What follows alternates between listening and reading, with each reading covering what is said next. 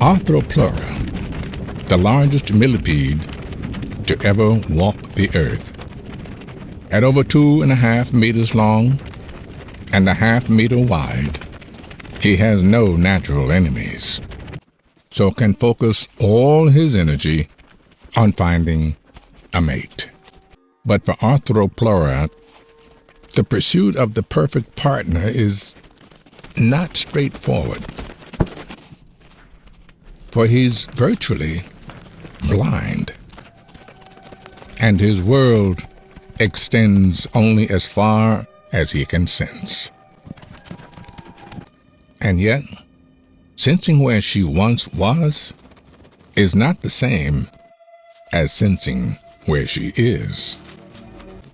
Finally, his chance to charm can begin. By rubbing together parts of his shell, he creates his own unique love song.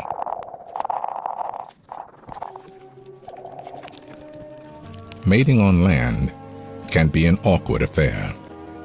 Success requires the perfect alignment.